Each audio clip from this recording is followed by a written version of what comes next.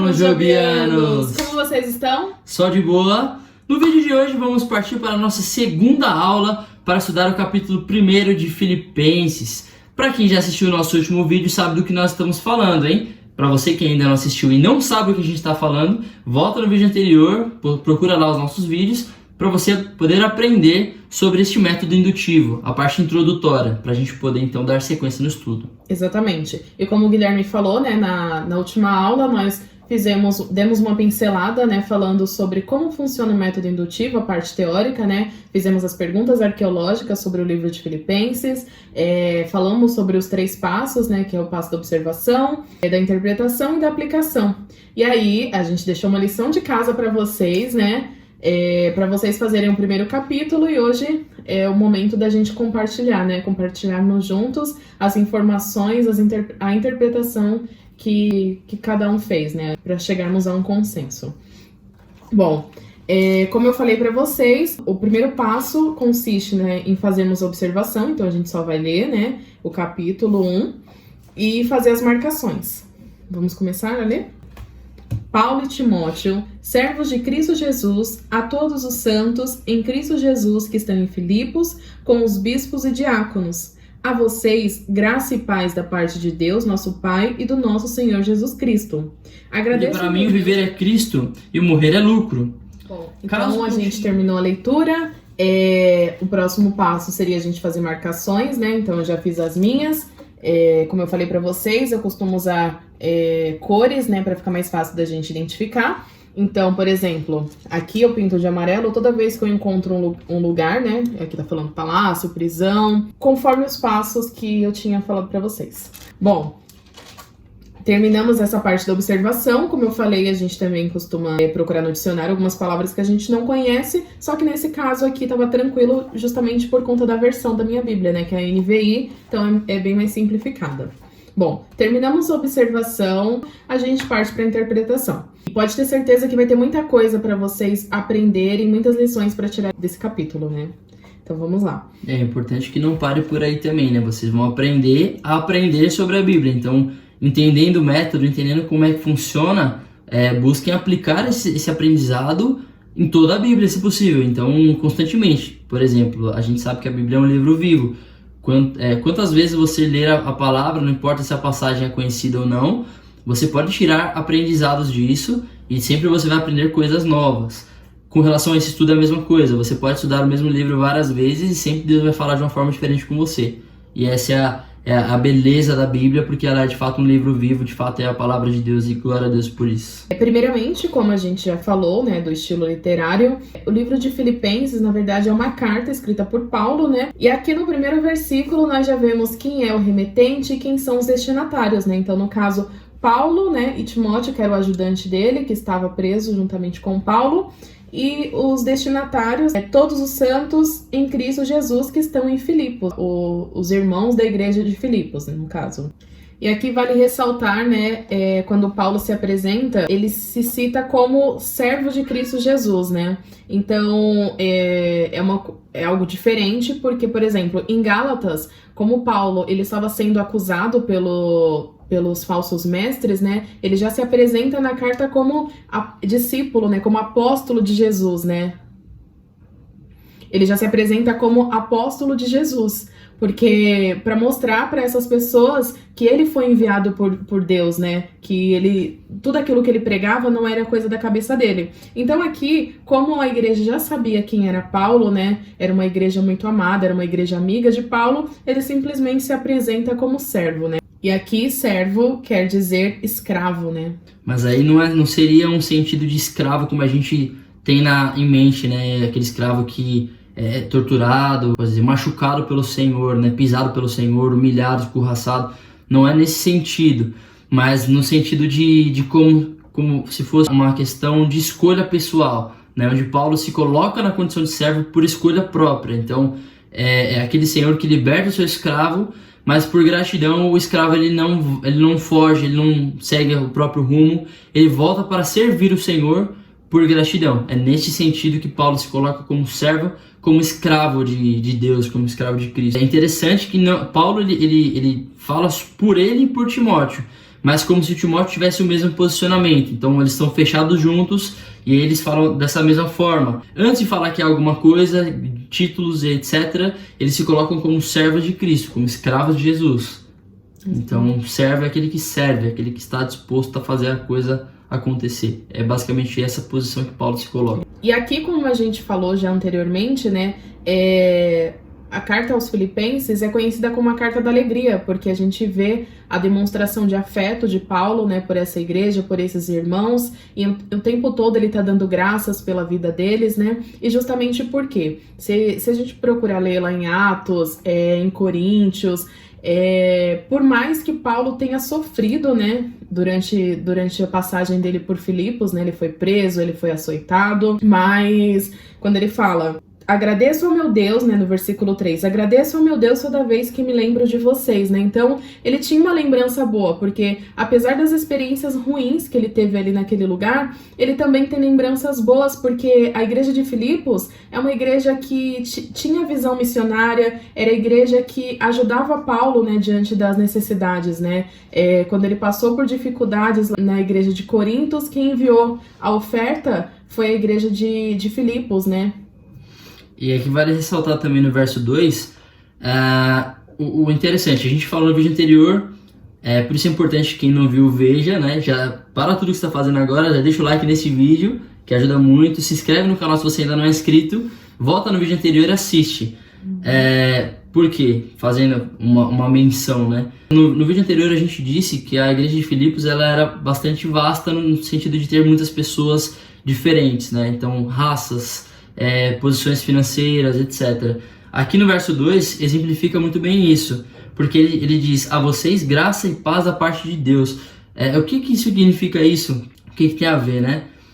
A graça se arremata aos gregos, né? Ou seja, a paz seria para o povo mais sentido judeu, né? Da paz do Senhor, e graça seria mais para o sentido dos gregos. Então quando Paulo diz graça e paz da parte de Deus, da parte de Cristo, né? Ele está basicamente falando assim, que Deus abençoe todos vocês da igreja, querem judeus ou querem gregos. Então ele abrange todo mundo nessa saudação, né? Desejando que Deus os abençoasse. Então, independente se você é judeu ou grego, né? Porque antigamente tinha essa diferença por parte dos judeus principalmente, né? De acharem que não, nós somos o povo de Deus, nós somos os escolhidos e tudo certo, agora nós somos os salvos e vocês são... Então, Paulo ele vem para justamente quebrar isso, né? Até fazendo menção que Cristo veio fazer, porque Jesus não veio morrer para os judeus apenas, ele veio morrer para todos. Até quando a Bíblia diz que ele veio para os seus não receberam. Nunca foi plano de Deus que Deus salvasse só os judeus, mas Deus sempre planejou salvar toda a humanidade. Então, Paulo vem justamente para quebrar isso, ele vem para saudar toda a igreja, independente de sua raça, origem, etc. E daqui a gente já tira o ensinamento, né? Porque mostra para a igreja atual que Deus ele não faz distinção de pessoas, né? Paulo aqui, quando ele fala para todas as pessoas, né? Porque perante Cristo, ninguém é melhor, né? Não, é porque toca, porque canta no grupo de louvor, porque faz isso, porque é o pastor, é mais santo, é mais importante perante Deus. Não. Cristo morreu pelos nossos pecados, né? Cristo morreu por cada um de nós, né? E outra lição que a gente já vê aqui é o fato de Paulo, ele tá preso, ele tá passando por dificuldades, né? E mesmo assim, ele não tá preocupado se ele vai ser liberto, ele não tá preocupado com o futuro dele, mas pelo contrário, ele tá preocupado com a vida espiritual da igreja, né? Ele dá graças a Deus pela vida da igreja, ele dá graças a Deus pelo auxílio financeiro que ele recebeu. E ele fala que ele ora todo o tempo, né? Ele ora incessantemente, né, por esses irmãos. E é muito interessante a gente analisar aqui que Paulo ele não está preocupado se ele vai ser solto ou, meu Deus, será que vão me açoitar mais, né? Como é que vai ser? Quanto tempo eu vou sair aqui? Quanto tempo eu vou ficar preso aqui? Não, no 4 ele fala que em todas as orações, ao contrário do que a gente muitas vezes faz, o que muitas pessoas fazem muitas vezes, Paulo não ora por si. Senhor, me tira dessa cadeia, Pai, me tira desse sofrimento, né? Às vezes a gente pensa que pro crente, pro salvo em Cristo, só vai acontecer coisas boas, né? Como pregam esses evangelhos atualmente, que você nasceu para vencer, que você nasceu para ser feliz, contradizendo inclusive a vida e o ministério do próprio Jesus, né, que padeceu perseguições, foi tentado, né, morreu numa cruz, que era a pior morte que podia ter na época, foi dele, né, foi de Jesus. Então, esse evangelho que prega não condiz muito bem com o que a Bíblia diz sobre a vida de Cristo, né? Então, é bom a gente tomar cuidado com isso também. Paulo, nas orações dele, não pede, Senhor, me tira daqui, me livra dessa coisa ruim, porque a gente tem que pensar o seguinte também, quando uma coisa ruim acontece na vida de um salvo, Deus tem um propósito para isso. E Paulo também justifica isso, quando ele diz lá em Romanos, porque dele, por ele, para ele são todas as coisas. Então, é para a glória de Deus que acontecem as coisas ruins, né? Ou quando Deus permite uma coisa não muito boa na vida de um salvo, é para a sua glória, né? Para que a glória de Deus seja manifesta através desse episódio, através desse momento, né? E aqui Paulo ele exemplifica essa oração de forma prática, de uma forma muito bonita até, porque ele diz, em todas as minhas orações, em favor de vocês, sempre oro com alegria, né? Então ele não pede alguma coisa para si, ele não fica, Senhor, me tira daqui, né? Ah, meu Deus, me livra desse mal, não, muito pelo contrário. Talvez Paulo ele fala, Senhor, me livre desse mal, caso seja essa a sua vontade. Senhor, me livre da cadeia para que eu possa sair daqui e pregar mais ainda o seu evangelho, caso assim seja a sua permissão. Mas a gente sabe que Paulo ele atingiu muitas vidas mesmo estando preso. Então foi motivo de glória para o Senhor que Paulo estivesse preso e ainda assim estivesse alcançando vidas para Cristo, né, através das suas cartas, e ser exemplo para nós, inclusive nos dias de hoje, né? Tanto é que lá no finalzinho, né, no versículo 22, ele fala, caso eu continue vivendo, né, no corpo, eu terei fruto do meu trabalho. E aí ele fala, né, que ele tá vivendo uma dúvida, né, ele não sabe o que escolher. E aí o grande exemplo disso, Paulo fala aqui no versículo 5, rapidamente a gente vai entrar, que ele orava com amor por essa igreja, né? A igreja era tão amiga de Paulo, eram tão parceiros, ajudavam tanto Paulo, que ele ora com amor por conta disso, né? Pela cooperação que essa igreja ajuda, né? O ajudou no evangelho.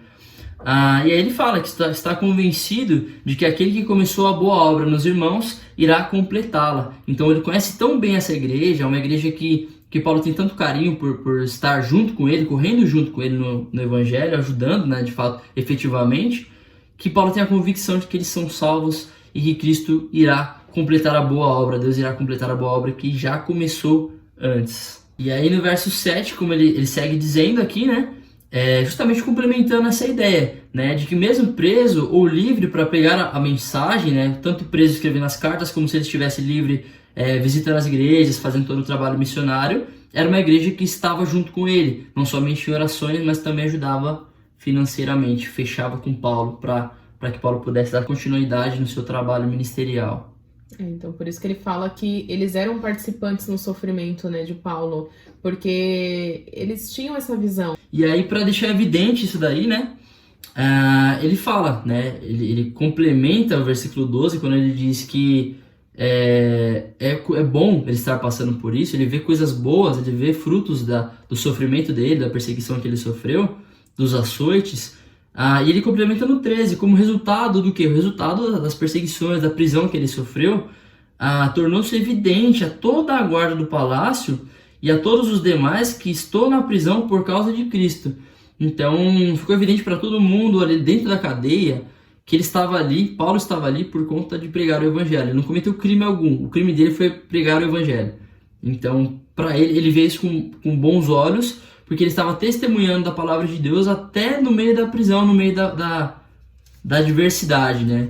Então, tomando para os nossos dias, um coronavírus pode servir para glorificarmos a Deus. Nós podemos testemunhar do Senhor em meio a uma pandemia, em meio a uma doença, em meio a sofrimento, perda de pessoas que a gente ama. A gente pode sim testemunhar de Deus, e isso é uma grande bênção para nós, é uma grande coisa para nós, e a gente tem que enxergar assim como Paulo enxergou, como algo positivo, porque assim, por mais que seja uma situação ruim, onde pessoas estejam sofrendo, obviamente nós não nos alegramos com o sofrimento dos outros. A Bíblia nos diz para chorarmos com os que choram e nos alegrarmos com os que se alegram, mas a gente tem que enxergar que mais cedo ou mais tarde Deus vai ser glorificado nisso, né? E que assim seja nas nossas vidas, que o motivo da glória de Deus seja por minha causa, seja por sua causa, né? Que nós possamos ser usados por Deus para sermos ferramentas que rendem a ele glória. Inclusive lá no 14, né, ele começa falando que os irmãos, em sua maioria motivados no Senhor pela minha prisão, né, estão anunciando a palavra com maior determinação e destemor. Então, como o Guilherme falou, pelo fato de Paulo estar testemunhando do amor de Cristo, ele estava motivando outras pessoas a pregarem, né, a levarem o evangelho também. E aí aqui é interessante que quando ele fala lá no 15, é verdade que alguns pregam Cristo por inveja e rivalidade, mas outros o fazem por boa vontade. Estes fazem por amor, sabendo que aqui me encontro para a defesa do evangelho. Ele fala no 17, né? Aqueles pregam Cristo por ambição egoísta, sem sinceridade, pensando que podem me causar sofrimento enquanto estou preso. E aí ele fala no 18, né? É que me importa, né? O importante é que, de qualquer forma, seja por motivos falsos ou verdadeiros, Cristo está sendo pregado e por isso me alegro. Então, quando Paulo fala aqui por motivos falsos ou verdadeiros, aí você fala assim, as pessoas elas estão pregando por inveja, por motivo falso, como assim? Será que eles estão pregando a mentira e Paulo está alegre com isso? Não. Aqui a gente vê que é possível que as pessoas, elas preguem a verdadeira doutrina, mas pelos motivos errados, né? No caso aqui, essas pessoas, elas estavam pregando por motivo de competição, por ambição, para chamar atenção, né? E quantas vezes a gente vê essas coisas dentro da igreja e quantas vezes até nós somos pegos, né, agindo dessa forma. Ao invés de querer levar o nome de Cristo, ao invés de querer exaltar o nome de Cristo, nós estamos preocupados com o que as pessoas vão falar a nosso respeito, se as pessoas elas vão gostar da nossa voz, se a gente está pregando bonito. Enfim, a gente está mais preocupado com o que vão falar da gente do que com o que vão falar de Cristo, né? Então, muitas vezes, a gente pode estar fazendo uma coisa certa com a motivação errada. Por isso que Paulo está falando que ele não se importa, porque, de qualquer forma, está sendo pregado o evangelho, né?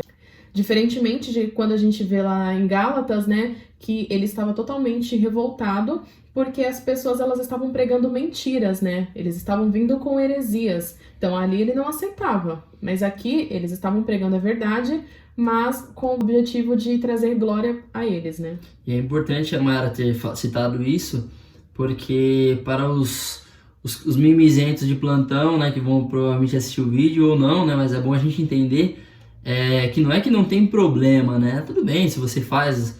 não importa o que você faça, desde que seja para Deus, né? Tem muita gente que pensa assim, que defende isso. Isso é um erro, né? O foco da nossa vida tem que ser Cristo. Eu não posso querer aparecer mais do que Jesus, né? E aí a gente vê uma postura muito linda, né? De João Batista, por exemplo, quando ele diz que ele cresça e eu diminua, né? Ouvi os boatos, tá vindo um camarada aí que diz que é o Messias mesmo. E como é que vai ficar seu ministério? Você vai ficar sem ninguém? Ele fala, eu não sou digno de amarrar a sandália dele. Então que ele cresça e eu diminua. Não me importa o que vai acontecer comigo, desde que Cristo apareça, desde que Jesus, apareça. Então é o mesmo posicionamento de Paulo aqui, quando a Mara diz, em Gálatas, ele agiu de um jeito, ele ficou extremamente nervoso, e a gente consegue entender isso pela escrita de Paulo, e aqui ele cita isso, só que de uma forma diferente. Então a gente pode fazer essa interpretação que a Mara está fazendo aqui pra gente. É justamente nesse sentido. E aí depois a gente vê lá que no 20, ele fala que, no 19, né, ele fala que ele continuará se alegrando, né, porque ele sabe que o que aconteceu resultará na libertação dele. E aí ele fala aqui, basicamente, né, nos próximos versículos, que ele sabe que independente do que acontecer com ele, Deus vai ser glorificado. Se ele for morto, né, por amor de Cristo, Deus será glorificado. Se ele for liberto, Deus será glorificado, né? E aí ele até fala que ele fica dividido, né? Ele não sabe o que escolher, né? No 23. Eu estou pressionado dos dois lados. Desejo partir e estar com Cristo, o que é muito melhor.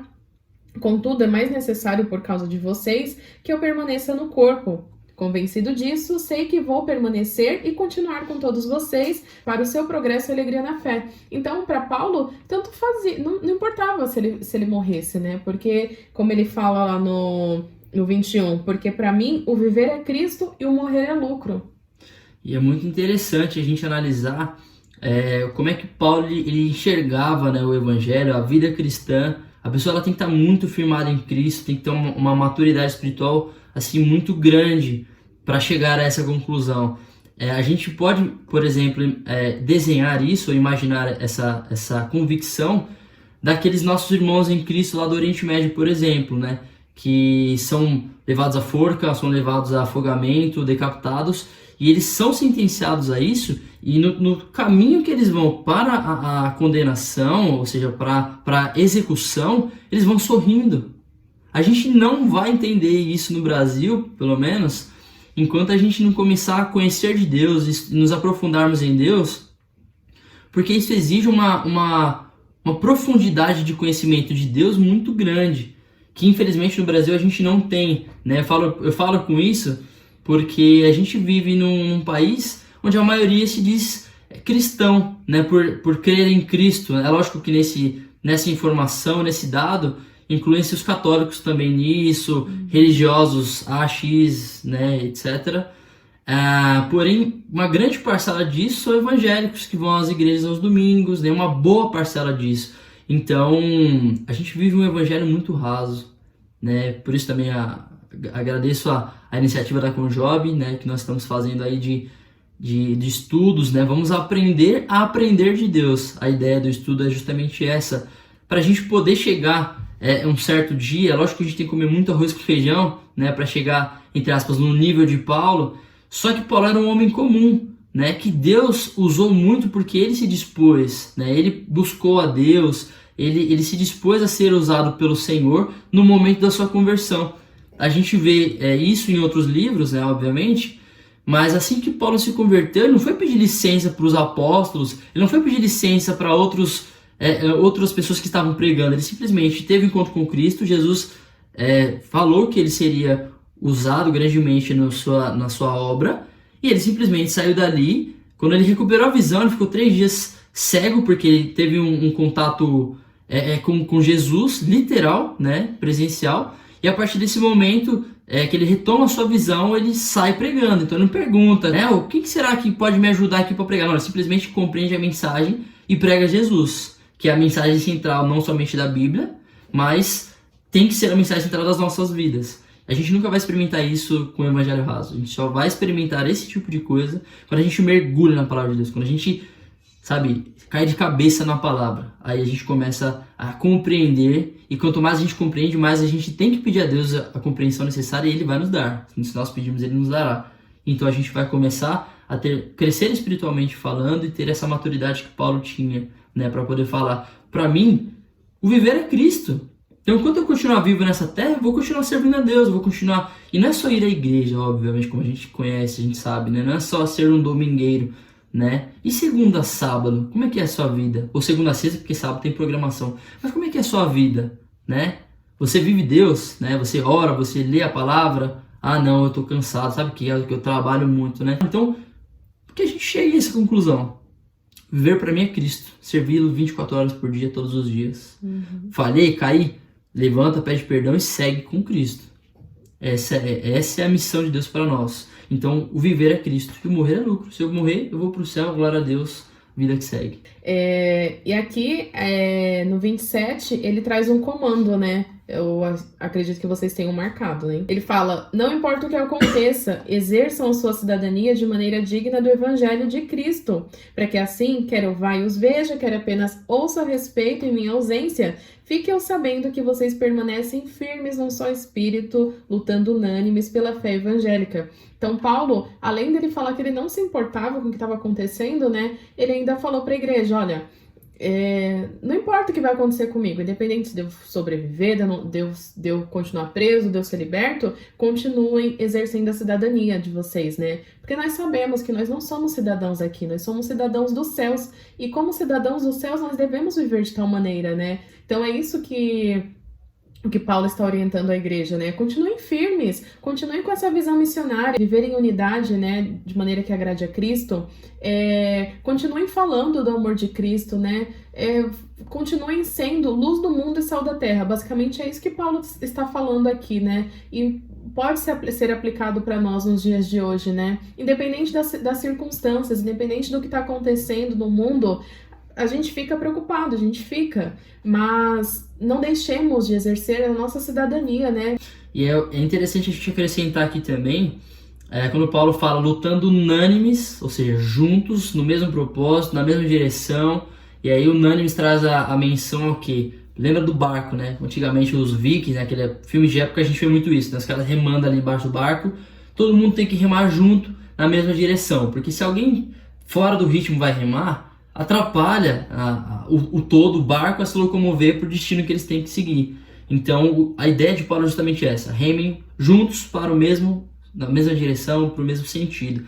E é muito interessante também a gente ressaltar o seguinte: lutando desta forma, remando juntos, em sincronia, na mesma direção, no mesmo sentido, pela fé evangélica. Você fala, fé evangélica é a fé da igreja evangélica, né? Fé da igreja evangélica.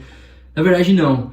A fé evangélica é a fé, né, que evangeliza, né? A fé em Cristo, no sentido de evangelizar pessoas, né? Eu não gosto muito, eu citei bastante essa parte, frisei aqui, porque particularmente não gosto dessa expressão evangélica. Você é o quê? Eu sou evangélico. Eu não gosto dessa expressão porque acabou ficando banalizada na nossa sociedade. Então, até quando alguém te perguntar, você é o quê? Sou cristão, sou servo de Cristo, sou um pequeno Cristo. Então, que de fato sua vida se faça jus a essa nomenclatura também, que não seja só uma denominação de igreja, né?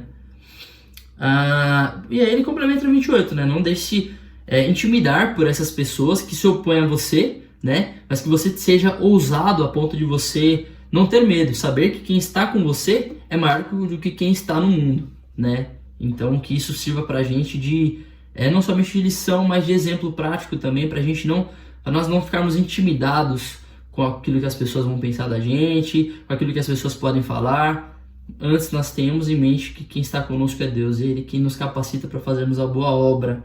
E aí basicamente no versículo 29 e 30 ele conclui com a ideia de que nós não fomos salvos somente para crer em Cristo e propagar essa ideia de crer em Cristo, né, para que as pessoas possam crer em Cristo através das nossas vidas, nosso exemplo, do nosso tratar, do nosso lidar, através das nossas palavras, mas também ou principalmente para sofrer por Cristo.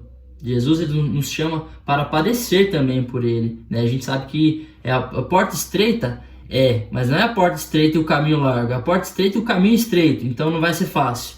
Jesus falou que no mundo nós teremos aflições. Esse convite que Ele nos estende não é para que a gente fique pagando de bonitinho nas redes sociais, sou gospel, hashtag partir igreja, hashtag eu tava no culto, na vigília. Não, muito mais do que isso. Jesus nos chama para vivermos o Evangelho 24 horas por dia, todos os dias. Então, é você testemunhar para os seus amigos no seu trabalho, na sua faculdade, na sua escola. É você viver Cristo, é você tomar decisões em prol do reino, ainda que você perca com essas decisões num primeiro momento. Mas o reino será engrandecido, as suas recompensas não são para esta vida, as suas recompensas são para a eternidade. É lá que Deus nos tem prometido coisas grandiosas que não chegou no ouvido nem no coração do homem, como a palavra de Deus nos diz. E basicamente é isso. Espero que Deus tenha falado ao coração de vocês, né? Agora, né, que nós já sabemos o que Paulo queria dizer para a igreja, né, para a audiência original. Então agora a gente faz a parte da aplicação, que aí a gente traz para nós, né? Agora que eu sei sobre todas essas verdades, né, como que eu posso aplicar isso na minha vida, né? Então, lembrando que a gente faz aquelas 3 perguntas. O que isso ensina sobre Deus, o que ensina sobre mim e como eu devo responder a isso, né? Eu costumo, inclusive isso, anotar, né? Então, aí vocês anotem também sobre a aplicação, porque é bom para nós refletirmos, né? E aí a lição de casa é a mesma coisa. Façam a leitura do capítulo, façam a observação, façam os 3 passos. E se arrisquem também na parte interpretativa, isso faz a gente crescer muito. Antes de mais nada, já sabem, hein? Deixa o like aqui no vídeo, se inscreve no canal, a gente fala pra você se inscrever, porque tem muita gente que assiste e não é inscrito no canal. Ajuda a gente aí, por favor. Que Deus abençoe sua vida, mas se inscreva no canal. Beleza? E não se esqueçam, Juntos somos com Job. Deus abençoe. Até a próxima, galera.